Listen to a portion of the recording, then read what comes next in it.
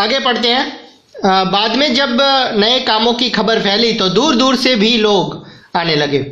Example के लिए United province के लोग बम्बई के कॉटन मिल्स और कलकत्ता के जूट मिल्स में काम करने के लिए पहुंच रहे थे। फिगर 19 देखते हैं। बम्बई की एक मिल के युवा कार्यकर्ता हैं, वर्कर्स हैं। 20th सेंचुरी की शुरुआत जब वर्कर गांव जाते थे तो अच्छे कपड़े पहनने की कोशिश करते थे। जॉब पाना हमेशा मुश्किल था। हालांकि मिलों की संख्या बढ़ती जा रही थी और वर्कर्स की डिमांड भी बढ़ती जा रही थी, लेकिन रोजगार चाहने वालों की संख्या रोजगार के मुकाबले हमेशा ज़्यादा रहती थी।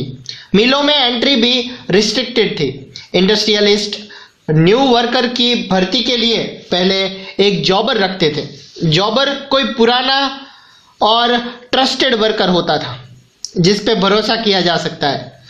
वो अपने गांव से लोगों को लाता था, उन्हें काम का भरोसा देता था, उन्हें शहर में अच्छी तरह से सेटल होने के लिए मदद करता था और मुसीबत में पैसे भी देता था।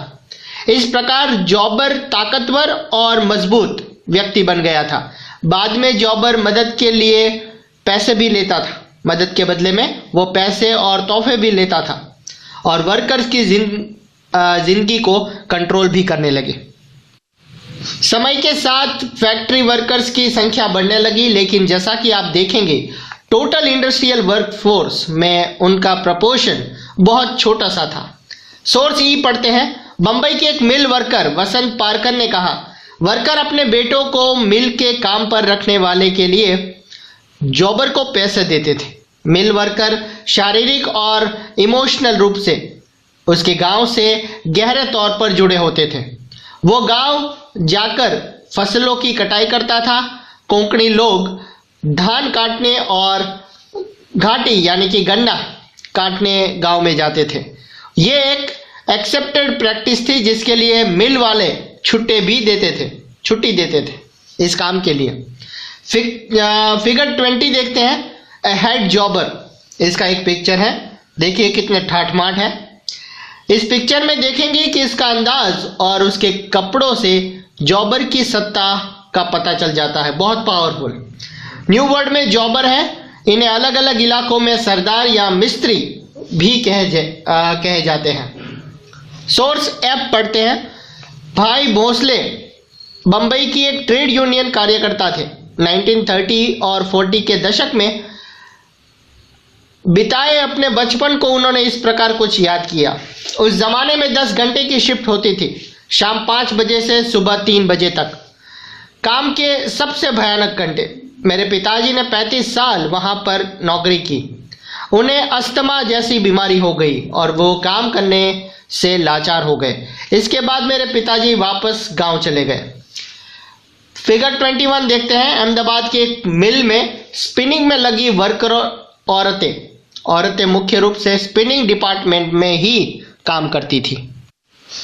टॉपिक 5 पढ़ते हैं। The peculiarities of industrial growth.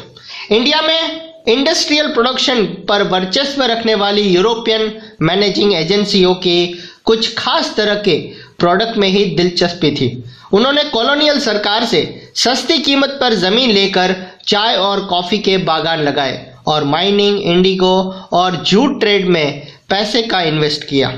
इनमें से ज्यादातर ऐसे प्रोडक्ट थे जिनकी इंडिया में बिक्री के लिए नहीं बल्कि मुख्य रूप से एक्सपोर्ट के लिए जरूरत थी।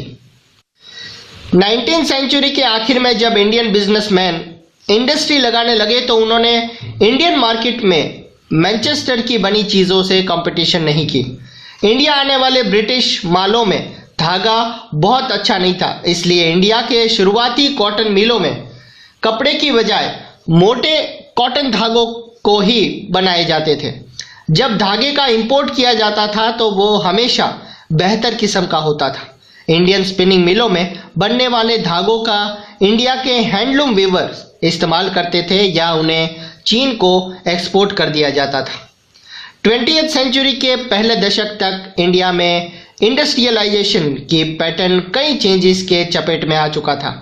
स्वदेशी मूवमेंट को स्पीड में या पेस मिलने से नेशनलिस्ट ने लोगों को विदेशी कपड़ों के बहिष्कार के लिए प्रेरित किया। इंडस्ट्रियल ग्रुप्स अपने कलेक्टिव इंटरेस्ट की रक्षा के लिए संगठित हो गए, एक हो गए और उन्होंने इंपोर्ट टैक्स बढ़ाने और दूसरे कंसेशन देने के लिए सरकार पर दबाव डाला।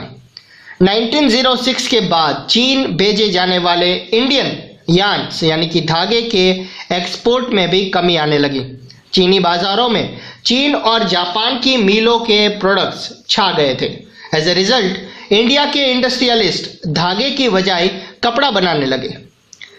1900 से 1912 के इंडिया में कॉटन कपड़े का प्रोडक्शन डबल हो गया। फर्स्ट वर्ल्ड वॉर तक इंडस्ट्रियल डेवलपमेंट धीमा रहा। वॉर ने एक बिल्कुल नई स्थिति पैदा कर दी थी। ब्रिटिश फैक्ट्रीज सेना की जरूरतों को पूरा करने के लिए वॉर रिलेटेड प्रोडक्शन में बिजी थी, इसलिए इंडिया में मैनचेस्टर के माल का इंपोर्ट कम हो गया। इंडियन बाजारों को रातों रात एक विशाल देशी मार्केट मिल गया था। वॉर लंबा खींचा तो इंडियन फैक्ट्री में भी फौज के लिए जूट की बोरियां, फौजियों के लिए वर्दी के कपड़े, टेंट और चमड़े के जूते, घोड़े और खच्चर की जीन और बहुत सारे दूसरे सामान बनने लगे। न्यू फैक्ट्रीज लगाई गई, पुराने फैक्ट्रीज कई पालियों में चलने लगी। बहुत सारे न्यू वर्कर्स को काम पर रखा गया और हर एक को पहले से भी ज्यादा समय तक काम करना पड़ता था। वॉर के दौरान इंडस्ट्रियल प्रोडक्शन तेजी से बढ़ा। फिगर 22 देखते हैं। मद्रास चैम्बर ऑफ कॉमर्स का पहला ऑफिस 19वीं सेंचुरी के आखिर में देश के अलग अलग क्षेत्र में मर्चेंट्स मिलकर चैम्बर ऑफ कॉमर्स बनाने लगे ताकि सही तरह से ट्रेड कर सके और कलेक्टिव कंसर्न के इश्यूज पर फैसला ले सके। वॉर के बाद इंडियन मार्केट में मैनचेस्टर को पहले वाली हैसियत कभी नहीं मिल सकी। मॉडर्नाइजेशन न कर पाने और अमेरिका, जर्मनी और जापान के मुकाबले कमजोर पड़ जाने के कारण ब्रिटेन की इकोनॉमी सिस्टम चरमरा गई थी। कॉटन का प्रोडक्शन बहुत कम रह गया था और ब्रिटेन से होने वाले कॉटन कपड़े के एक्सपोर्ट में जबरदस्त गिरावट आ गई। कॉलोनीज में विदेशी प्रोडक्ट को हटाकर लोकल इंडस्ट्रियलिस्ट ने डोमेस्टिक बाजारों पर कब्जा कर लिया और धीरे धीरे अपनी स्थिति मजबूत बना ली।